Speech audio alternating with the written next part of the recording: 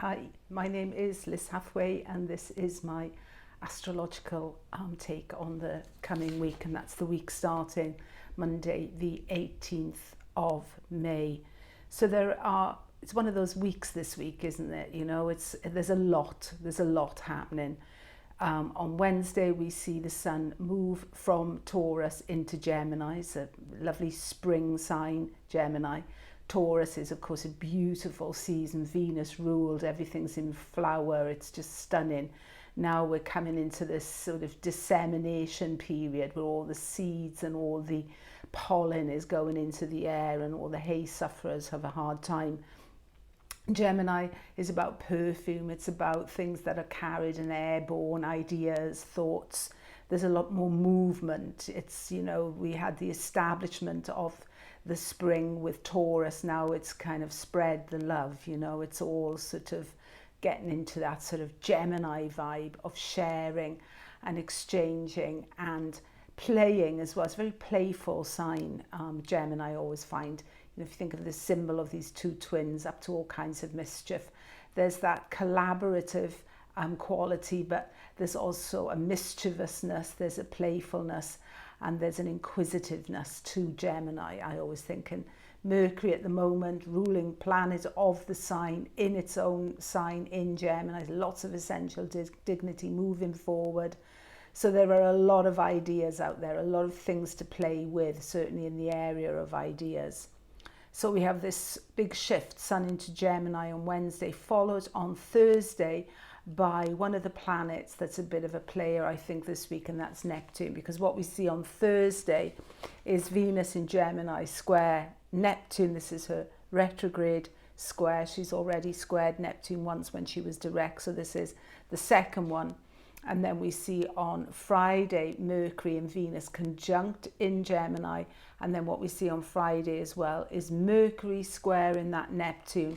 And by the time we get to Sunday, we've had the new moon also on Friday, and the moon in Gemini as well comes up and squares Neptune. So we have we have a new moon this week, Sun into Gemini on Wednesday. On Friday we have a new moon in the early degrees of Gemini, 2 degrees 5 Gemini to be exact.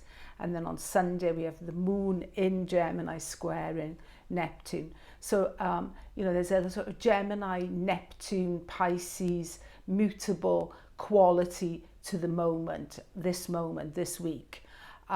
We can think, for example, with Neptune, because it's a square, it's not a harmonious aspect. So, you know, we can think of all these Gemini planets, which are very much mind orientated and thought orientated and rational and you know, can we make things add up? You know, can we make this look good on paper? Gemini is the scribe, you know, it's a crafter of words, but there's Neptune in the picture. So, you know, there's an element of deception perhaps, or an element of feeling misled or being taken up the garden path, or, you know, the sort of whole theme of fake news, that can definitely be one of the topics that's going to be, you know, hotly discussed at this sort of moment in time, I think. But we can also think of Neptune as well as that sort of oceanic feeling, you know, which sort of overwhelms this sort of very rational sign, this thoughtful sign, Gemini. It's like something bigger, you know, you can't turn back the tide. There's something, it's an outer planet, Neptune. So there is that sense of being, you know, he's the lord of the sea, you know, that sense of being overwhelmed by something. And Venus, it can be very powerful feelings. And Mercury conjunct Venus as well, as I said, on Friday. So thoughts of love, relationships with this Neptune quality coming in, which means being swept away or losing grip or feeling overwhelmed or feeling that feeling of being lost at sea, you know. So Neptune is a planet that says, you know, to us, well, you know, learn to float, you know, rise to the surface, go with the flow. You don't want to be too focused now on end results or outcomes, because Neptune, you know, you're going to go in directions you wouldn't have anticipated. And the good thing about all the planets in Gemini as well is their amazing flexibility and that ability that they have to, you know, change tack or to move aside, or they're flexible, they're mutable.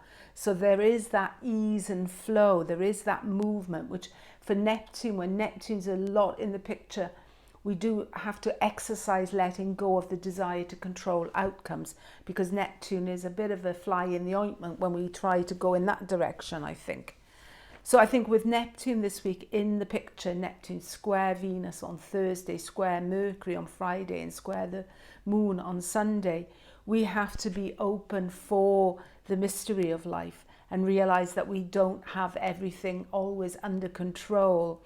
It's about as well the visual Neptune. It's about images, that if we allow things to just surface onto the top of the mind, to float up, to rise up, we can work with the images that Neptune will give us this week, particularly in Gemini season, which, as I said, is a real word crafter. It can work very well with words and images. So it's about a challenge really to let our feelings through and to actually talk about them. We're talking about Gemini here. We're talking about Mercury in Gemini, Venus conjunct Mercury in Gemini.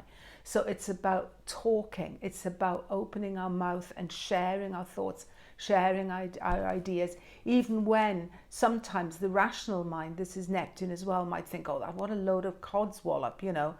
I mean, I'm making this stuff up. It's all in my imagination. Where's it coming from? All this sort of insecurity or whatever. Well, just pretend it's real, you know, and whatever it is, bring it up and talk about it. Make things visible, if you like. That's the Neptune quality as well. It has that capacity to let us see things, to give us a vision of things, you know, epiphanies, if you like. So with that Mercury-Venus conjunction, for example, on Friday, that could be some kind of breakthrough, some kind of epiphany, some kind of real understanding of, you know, something connected to a relationship or finances. Venus is an important financial planet.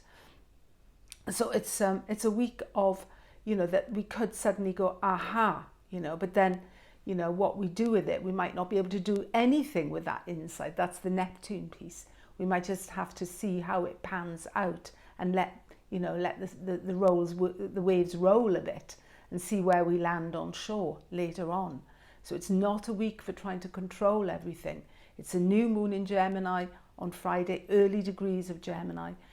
So it's about learning to communicate and to be friendly, because I always find Gemini as well is a very friendly sign. It always is able to adapt to the response it's given. But we can only get a response from someone if we take that first step and open up and start to talk. So it's about communicating, and it's about talking maybe as well with Neptune about things that are a bit overwhelming or a little bit, you know, not completely understood, a little bit unfathomable maybe. But it's having that trust as well that, you know, we will come back to shore at, you know, once Venus goes direct, for example, we get to the full moon, that will be, you know, the full moon is the first eclipse as well, with the nodes in Gemini, a Sag, that axis.